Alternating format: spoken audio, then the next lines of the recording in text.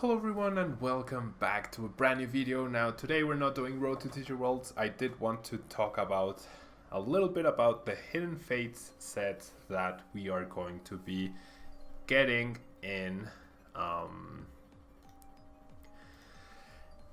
August, right after Worlds.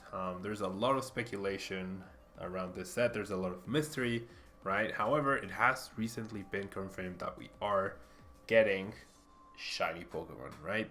The Ultra Shiny set came out in Japan almost a year ago, or will be a year rather, when August rolls around more or less.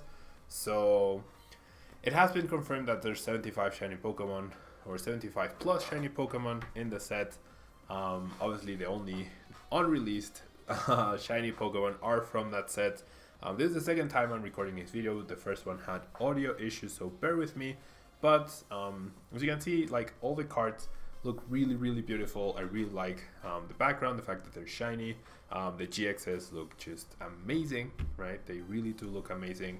And the speculation, right, surrounding the set is whether or not these cards are being reprinted in a way that will make them standard legal once again, right? So for example, Zorua, right, and Rowlet and Dartrix and whatnot, or if they will all have the big fat A symbol that has been scarcely used, right, by Pokemon, but it is their way in which they can make sure that they can print new cards without making them standard legal.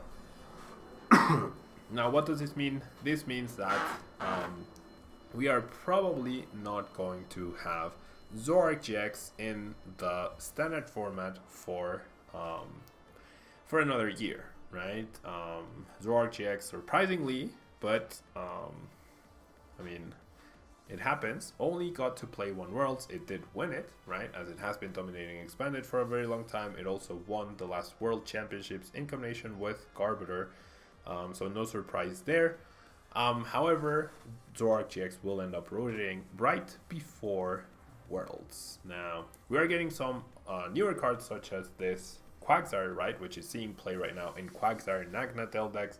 So really cool that we get to bling out decks, that we get some legal standard card along with non-standard legal cards. Look at that Froakie, really cute. So yeah, I mean, I feel like this set has a little bit of everything for everyone. It's like, I'm not a collector. This is the second time I'm watching the cards go by because of the audio issues. Hopefully that's fixed. But even I, who am a competitive player, right?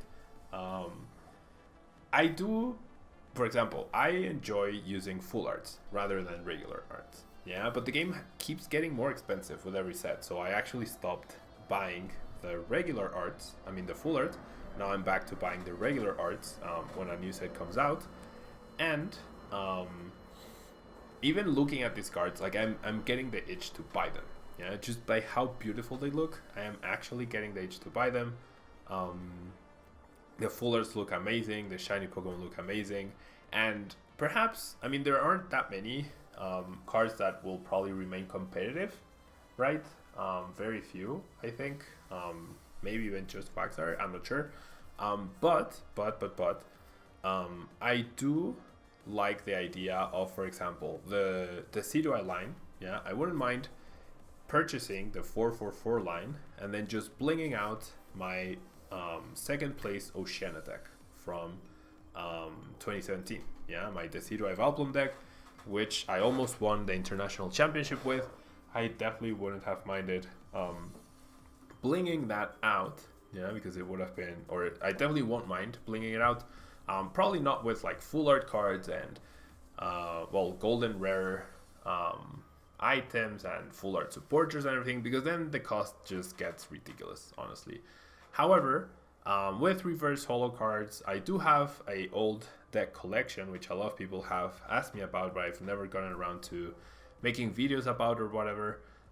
Maybe if that's something you're interested, you can let me know in the chat and I could look into doing that, because they are at my mom's house. I haven't brought them to my apartment, but I definitely could. Yeah, I could bring my older cards and then showcase the blinged out decks that I have from from the golden years of Pokemon. No, I'm kidding. From the from when I was like 15 years old, which is crazy to think about. Now that I just turned 31, which is crazy. But that's a whole other subject. Why did I go on this tangent? Yeah, so I do enjoy more than blinging out decks or whatever. It's like the decks that I do well with, I do like having like a history of them, right? So I have my second place 2004 National Championship deck. And I have my, 2005 deck, sorry. And I have my third place Nidoqueen at Worlds deck. And I have my top 32 at Worlds 2008 deck. And so I definitely wouldn't mind having my 2017 second place Oceania Internationals deck with the blinged out Decidueyes, right? Just the shiny Decidueyes, even though obviously they were not legal back then, they just look really nice, and it's like a nice memory to have. Yeah, look at that beautiful Zorua. For example, someone like Tord, right? He might want to bling out Zoroark Golisopod, yeah, with the Zoruas, the Zorarks, the Wimputs, the Golisopods, maybe even his Drampa Garb winning deck. We do get, I think, Carburetor? No, I don't think we got shiny Carburetor, but we do get Drampa, so I wouldn't mind blinging out Gardevoir decks, either the top 8 at Worlds or my regional winning list, probably the top 8 at Worlds one, because it also, there's that Diancie getting released, shiny Diancie, and I did play a Diancie there, so I don't know, it could make for a nice memory, right? I used to even buy like that, like when I got my first job, the first thing I did with my first check was actually start buying older cards that I didn't have anymore to try and blink decks. So I used to have like even an Excel database of the cards that I was missing, and I would ask all my friends about the older cards and, hey, check your closet, check your collection, whatever, just anything you're not using, please send it over. So I have a good amount of older decks that are also super blinked out. And yeah, it's definitely something I stopped doing. I just like, you get older, you have different needs and different expenses. But yeah, I definitely wouldn't mind bling out the important decks, right? So for example, the second place at International, or the 7th place at Worlds, or regional winning decks, right? Or even the top 4, right? I have gotten top 4 at Memphis with Puzzle. I wouldn't mind bling out Puzzle because I get to use like the Puzzle GX, the Baby Puzzle, which is also shiny, and probably not the Rockruff, right? Because it's not the corner Rockruff. I think that got blinged out, but the Lycanroc GX. So yeah, I mean, really, really cool looking cards. I feel like that would be for me, right? Okay, so I'm going back. I feel like this set, look at that Ralts. Yeah, look at that Ralts. It's beautiful. I feel like this set has a little bit of everything for everyone. If you're a collector, this set is like the definition of why you collect trading cards. These are the shiny Pokemon, the rarest Pokemon in the normal games, or in the video games rather. They're super sought out in the video games, and it would make sense that they are super sought out in the trading card game as well. If you are a player, the cards look really nice. It is a way to get reprints of stuff, even though Sun and Moon cards are really in no shortage of supply. It is another way to get cards. It is another way to get a access to cards. If you are a deck blinger, well, this set is basically made for you, right? If you want to, like, if you're just interested in moving product as fast as you can, then this set will definitely have all the hype going around it, and especially in the first weeks or even months of the set being released, I assume this will be as close to sold out as we've ever had a set in the TCG. I don't think it's good that it gets released so close to Unified Minds, because then people will have spent money on Unified Minds and therefore will have less money to spend on Hidden Fates. I feel like Hidden Fates would have been better to get like a mid-release. For example, if Unified Minds official release date is somewhere on the first week of August, then Hidden Fates releasing in mid-September would probably be a better idea, because then the next set, whatever it is, would come out in November, right?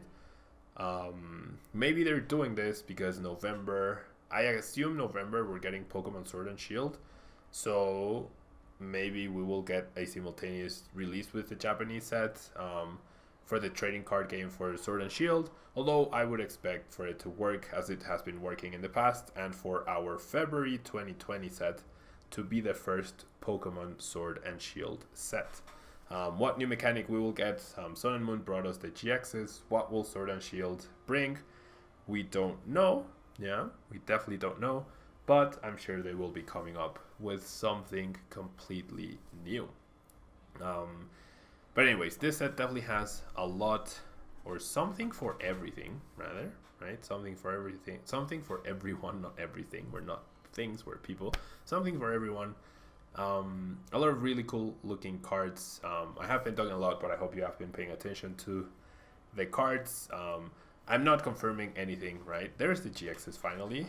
I'm not confirming anything. Obviously, I don't have any insider information or anything, but I think it's a very safe bet to assume that all of the cards that you're looking at over to your right, my left. Look at that Decidueye. It's like, how can I not get a playset of that? Right? How can I not get a playset of those for my memory of the 2017 Oceania finalist deck? It's like, it's so beautiful. Look at that Golisopod. Yeah, and you're gonna notice a trend. Pay attention to the shiny versions. All of the like Pokemon that are like Gen 6 or Gen 7, a lot of their shiny versions are white.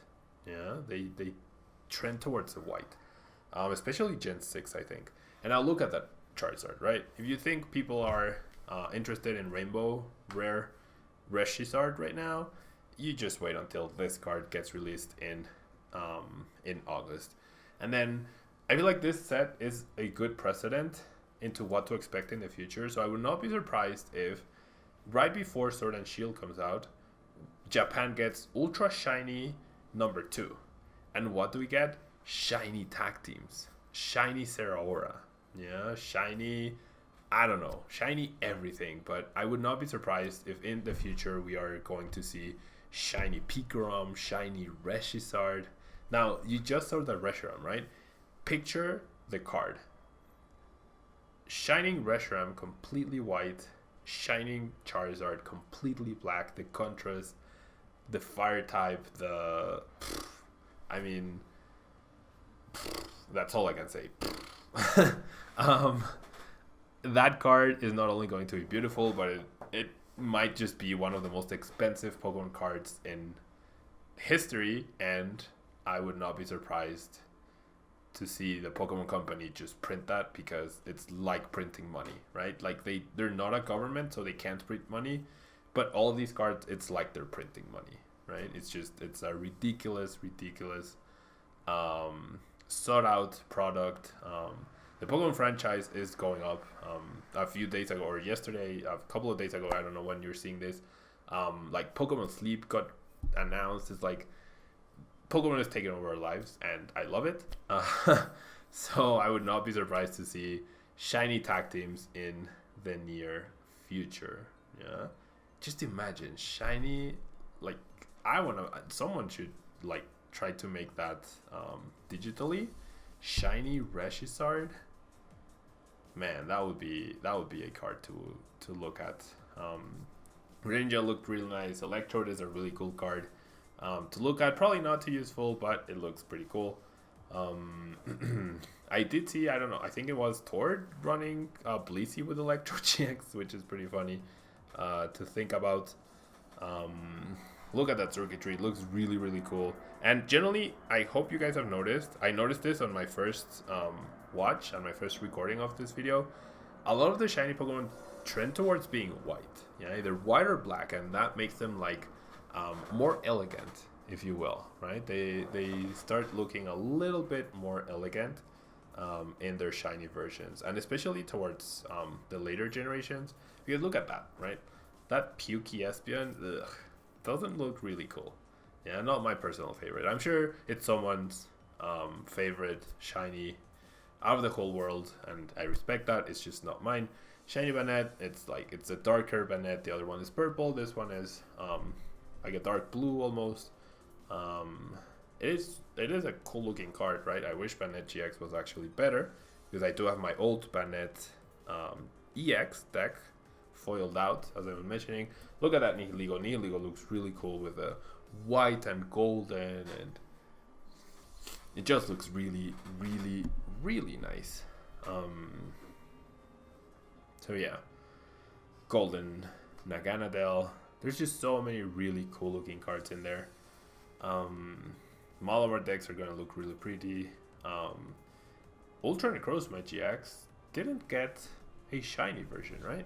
It's just, I'm surprised. Look at that Lucario. Like, for example, Stefan Ivanov could make his second place or his finalist Zork Lucario Lycanroc deck from this recent Oceania International into a super blinged out deck. I don't think he's interested in that.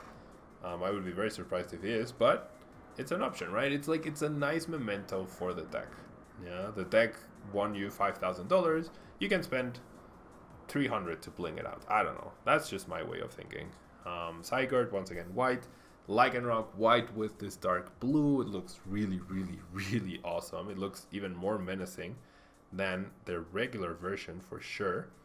And we all know that regular version just, like, it was insane. This is the new Lycanroc, right, from Team Up.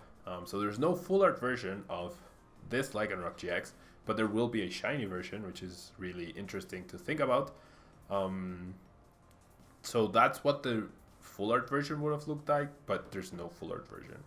Buzzwole GX, look at that. It's like, just looking at the card makes me want to buy 4 so I can play them, so I can include them in my blinged out memento based Buzzwole deck, right? Just to look at, mostly just to look at. Shiny Umbreon, probably the best looking evolution in my opinion, by far.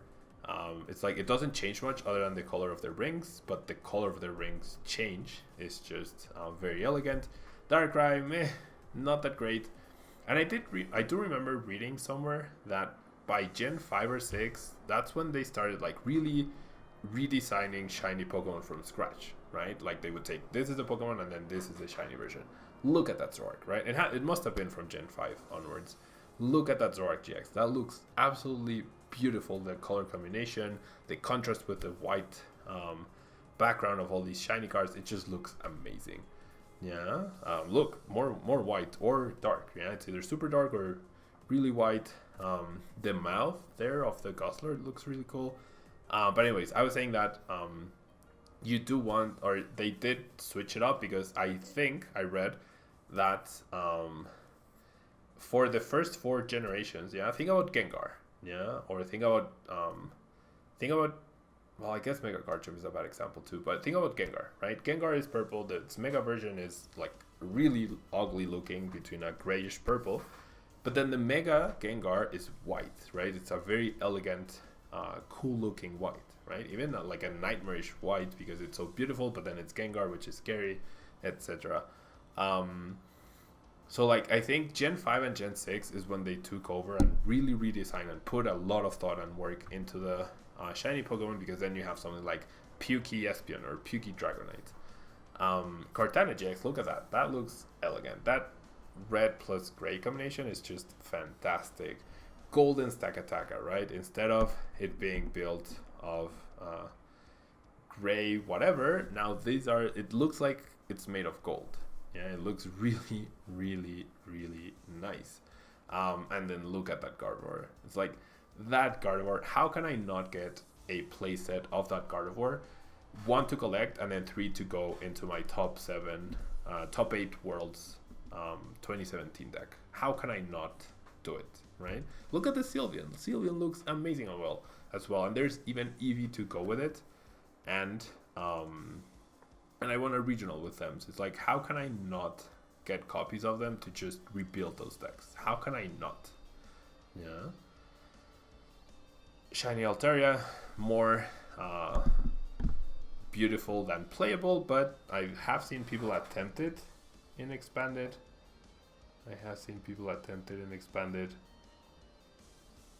Shiny Rayquaza. another chase card from the set, another black shiny. It just looks really, really cool. And also super playable, right? It's playable in Pigrom, it's playable as its own deck.